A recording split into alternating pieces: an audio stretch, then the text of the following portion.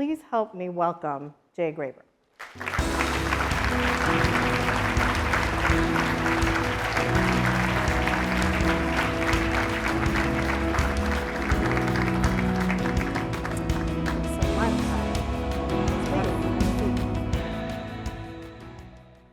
So Jay, thank you so much for being here. Really, really appreciate this. I know everyone's looking forward to hearing you talk a little bit more about Bluesky. And I thought you'd just start with your experience of this last year. It's been a bit of a meteoric rise, so much change, so much growth. What do you think is driving so much interest in Bluesky and in this platform? Yeah, it's been a crazy year. We started off last February by opening up to the public, and we grew about by 1 million users from Japan almost overnight when we first opened up. And then since then, we've grown by leaps and bounds. So now we're close to 32 million users, I think, at the moment. And we've just built this network out sort of as people have been hopping on. And so I think one thing that's really attractive is not just that we came out of old Twitter and we sort of have this legacy of what Jack was trying to do with building a protocol for Twitter to run on, but also that we're trying to do things fundamentally different. And so that means giving people the ability to choose your own adventure on social or have more direct control over your social experience. And that reflects itself in how you can choose your own feed or choose your own moderation service. And when you first get on, it's really simple and easy to use because we try to emulate the experience of just hopping on Twitter. You don't have to learn new things to just start scrolling. It's the same on Bluesky. But if you want to get under the hood and customize your experience, there's a lot of opportunities to do that. And I think once people understand that not only is this easy to use, but I can also modify this in any way I want, that's something very attractive to people in an age where a lot of people feel disempowered by their relationships with social networks. It's a take it or leave it relationship in a lot of other networks out there. I think that's absolutely right. Just show of hands, who's on Bluesky? Yeah, not surprising. It's a lot more than last year. So get a little bit deeper into that. In terms of the choose your own adventure, what does that actually look like on Bluesky, and how can people customize that experience or choose, for example, the kind of moderation that they'll experience? Yeah, so when you download the Bluesky app, you get a default following and a discover feed. Following is just people you follow. Discover is an algorithmic feed that we build that does what other algorithmic feeds do. It tries to show you stuff that you might like. But underneath the hood there's also a marketplace of algorithms. So you can go shopping, essentially, for a feed that suits your preference. For some people, this means like a cat feed that just shows you pictures of cats. There's a science feed that's built and maintained by a lot of scientists and science writers, and these feeds form basically communities where people can self-curate and decide what gets added to the feed. Maybe you can use a hashtag to submit content to the feed, and it's a bit like a subreddit on a larger network. For moderation services, there's something similar as well, where if you want to stack moderation on top of Bluesky's foundation, then you can install labelers or independent moderation services. And this could do things like labeling AI images. Maybe you're an artist that wants to know when you're looking at something that a human artist did and something that was AI generated. Well, there's an AI art labeler out there for that. And within the Bluesky app, moderation is stackable because there's a foundation that you can't opt out of as you're using Bluesky because we set the parameters for the app that we build. But then on top of that, you can stack more things on. And even within the parameters of what we build, there's ways you can toggle things on or off. So for example, if you think that we're not doing spam labeling the right way, you can toggle that off and see what you want to see there. And then if you want to build your own app, you have the ability to roll your own across feeds, moderation services. People call the protocol underneath Bluesky a bit like a social network toolkit in a box. So it's like having Lego pieces that you can reassemble to build new kinds of social apps. That's right. So that's very different than some of the other platforms out there. Yeah, the other platforms out there, if you don't like it, you can start over somewhere else from zero, or you can maybe lobby the company or lobby the government to try to change things about it. Those are your options. Yeah. So Bluesky is already instigating changes, though. Much as they're so different, we're already starting to see, some of it maybe, the flattery of copying some of the features from Bluesky. Meta announced changes to its Threads algorithm, for example, giving users more choice in what they see in their news feed. As a startup founder, how are you thinking about strategy and competition in the space when the market has been dominated by just a few big players? Yeah, well, we think competition is great. Us existing means that users are starting to see more innovation in social because Meta's pulling in things like custom feeds and giving users a bit more control over what they see. Although I think the main structural difference is none of these other networks are open, whereas we're built open from the ground up. And so the difference between Meta starting to open up a small window where you can customize things versus the full customization that you can have here is really night and day. And so we're leaning into that. We're making sure that developers have the tools that they need to build freely, to build new experiences, and that users can understand, and we're trying at all times to make it easier, all the pieces under the hood available to you. And so if you want to customize your feed, it's not just one product feature that you have within the app to customize it, although we give you that as well. If you're a developer, you can go straight to the fire hose of all the posts flowing through the network and decide how you want to curate and rank those to show a new feed. Mm-hmm. That level of openness is something that Meta can't copy without being that open themselves. And ultimately, if they did do that, we would love to see that. We would love that, right. Because that's the end goal, which is a social media ecosystem that's open enough that anyone can build on it, innovation can freely happen, and users have the ability to choose between different experiences. All the apps out there are like different service providers operating over this shared identity and data layer that is the commons of social media posts out there. That's right, that's right. I want to turn a little bit to the other side of the coin. Obviously, incredible growth among users, the developer community clearly flocking there. How do you start to think about the business model, the longer-term sustainability of Bluesky? It's a topic I'm a little obsessed with, as people here know. But in terms of, obviously you have the big incumbent social media companies, and they have established business models. But how do you think of it for Bluesky and what you're trying to build more uniquely? Yeah, we announced last year that we were starting off with subscriptions, and then we grew by over 10 million users very quickly. So that got a bit sidelined as we started working on scaling, but it's still on the roadmap. And the way that we want to move into monetization is looking at business models that keep us aligned with the interests of users, creators, and developers. And we think that over the long run, as long as our business, when we make money as well, when developers make money, that's the way that we are going to be incentivized to stay open. And we also believe that money follows value. So right now, we're watching people start to get value out of this network that has been built up. The more posts, the more services that are built, the higher value the network is, because there is a network effect. And then people start to tap into that and build on that. So people are building independent feeds, independent moderation services. We're seeing some of these start to monetize. People start to go full-time on building things in the network. Oh. And our goal is to be a platform that eventually allows all these transactions to occur more seamlessly. And then down the road, the subscriptions will also be feeding into perhaps the feeds or the moderation services that you're subscribed to. And we can allow those payments to flow more directly through us. Yeah.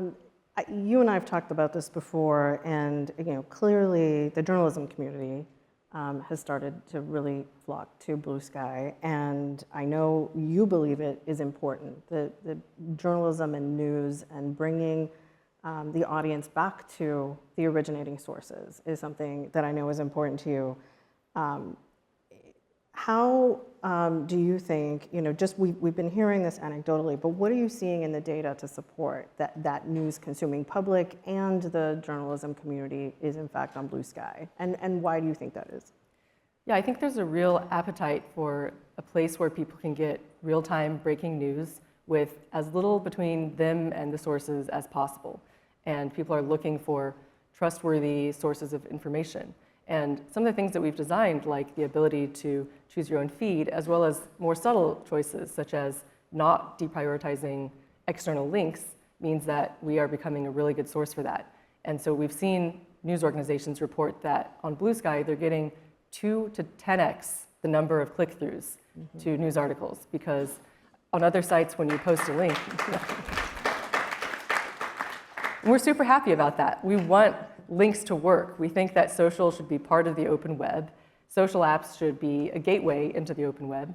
And when you are looking for a news article, you're not just looking for the hot take that somebody posted above it, you're looking for the substance. And so clicking through and actually reading the article is something that platforms can either incentivize or disincentivize. And we want to try to incentivize click-throughs and people seeing stuff directly. And so the ways that news organizations can establish a presence on Bluesky, there's several things working to their advantage. One is, having the direct click-through on links be something that is, not downranked in the algorithm. Another is having the ability to have custom feeds that just show you news. So there's several news feeds out there that people are using to just consume news articles directly. And so it's almost like subscribing to a magazine, where now you're getting all the verified news sources in one place. And if you want to go see people's commentary about it, you switch over to another feed. But if you just want the articles, you can see that too. And then the other thing is a consolidated brand presence, because you can bring your own domain name as your handle. And so the New York Times is on Bluesky under their actual domain. And many other news sites have done this as well. And then this is a way to self-verify, so people can see in the app at one glance, without a check mark, that, oh, this is the real CNN, the real New York Times, because only they could bring your domain. And then also, then it means that maybe I'm just more likely to click through because I'm developing this relationship with the actual news organization, not just people's takes about the news that People's has been put out takes, there. exactly. So you're saying there is hope for trust in the actual news creators and journalists and their brands. Yeah, because we are not as much in the way. There isn't just a single algorithm. There's many algorithms, and there's the ability for news organizations to have a direct presence and get direct click-throughs. So that means that the social platform, which is directing where people's attention flows, is much more neutral in regards to how it's showing you the news. The news sites can build an audience more directly and then get the benefits of those click-throughs without the platform, downranking it to try to get people to stay on the site longer, for example. Yeah. I want to go back to a little bit of more about you and some of your prior experience. Your early career was in crypto. I don't know if everybody knows that, but you also spent time doing media advocacy work.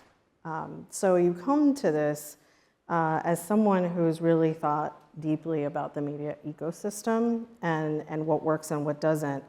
How does that background inform and impact your work today?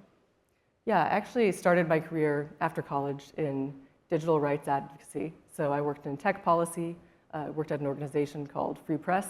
Their slogan was to fight for your rights to connect and communicate. And I think in many ways I'm still doing that, but through technology rather than policy now. And when I left the nonprofit world, I wanted to learn how to code to better be able to build systems that worked differently.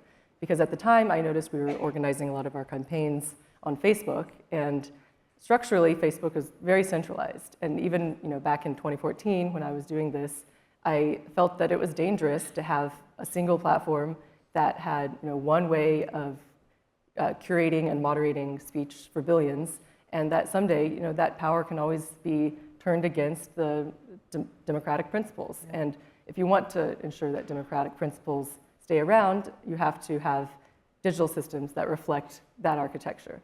And so I got inspired by a project called Diaspora. I don't know if anybody remembers that, but it built a decentralized social network back 10 years ago. And it didn't get a lot of adoption. There's a few 100,000 users, but it showed that it was possible to do that. And I think at the time, I just didn't even know that that was possible. So that really inspired me to start learning more about the technologies that made it possible for different people to run a social network. You could have many parties running a social network rather than just one company. And when I learned to code, I started working on peer-to-peer and privacy-preserving technologies. So that's what took me into crypto, because they're peer-to-peer systems where the technology allows many people to run one shared network. And then around 2018, I started looking at how do you build decentralized social networks. So I started experimenting with various protocols like Secure Scuttlebutt, ActivityPub, which Mastodon is built on, and trying to build one for myself that I thought had different trade-offs and might make it easier to use. Because the problem holding back a lot of these sites was they're really hard to use. Right. You have to know how to figure out, navigating all these weird things like picking your server when you sign up, or having a set of keys that controls your identity. Like those are confusing things. That's and right. so we built Bluesky as something that has that openness and lets users come in and run different versions of it if they want. Structurally, it's very open, but it's also very easy to use. So we've made some trade-offs to build a more convenient user interface for people. That's right. That's right.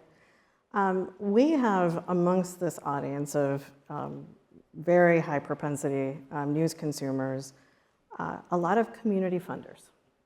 That's actually how KMF began. Some of the top philanthropic leaders around the country are here. I'd love for you to talk to them a little bit about, as they're looking for ideas to support a healthy and thriving information ecosystem, what are some opportunities they need to be considering? What are some of the spaces they should be looking at? Who are the people they should be talking to? How can philanthropic capital help drive toward a more decentralized and consumer-driven ecosystem? Well, we'd love folks to talk to us because we're starting to focus this year on the growing dev ecosystem around Bluesky. So the app protocol that Bluesky is built on lets you build apps beyond just microblogging apps. So people are starting to build alternatives to photo sharing apps. You have Pink Sky, you have Flashes. These are photo sharing apps. You also have video apps that are being built. And so, looking into the new kinds of things that are being developed here, I think is a really powerful place for investment to be going. And not just for philanthropic dollars, but also for new businesses that can be built. But in particular, if you're interested in, free speech and a free society, we think that self-hosting, so taking a piece of the Bluesky network and running it yourself, it's increasingly becoming possible for not just hobby devs, but institutions to run a piece of the network. So our goal this year is to make that more possible. And the long-term vision for this is, the Bluesky network is something where Bluesky, the company, runs, one gateway to viewing the Bluesky network, but an institution like a university or, a nonprofit could also run a piece of that. And that ensures that the network can always stay up no matter what happens to the company. So when we talk about billionaire-proofing the network, this is what's required, having more people run more pieces of it. So investing in starting to run a piece of the Bluesky network, if you're interested in this network staying around for the long term, that's a very high value thing to do. The other thing is there's a lot of discourse around fact checking and feeds and algorithmic choice, and there's actually a way to have a direct intervention on those things right now in the Bluesky ecosystem. So you can come in and build a new feed that tries to show social posts in a way that has different outcomes. There's been some researchers working on pro-social algorithms, and a news article was just published in Time today about this, and they've been experimenting with building this pro-social algorithm on Bluesky, because when you build it in the Bluesky application, in the Bluesky network, a user can just directly install it, and then you can start to experiment from day one what it looks like to have different kinds of algorithms.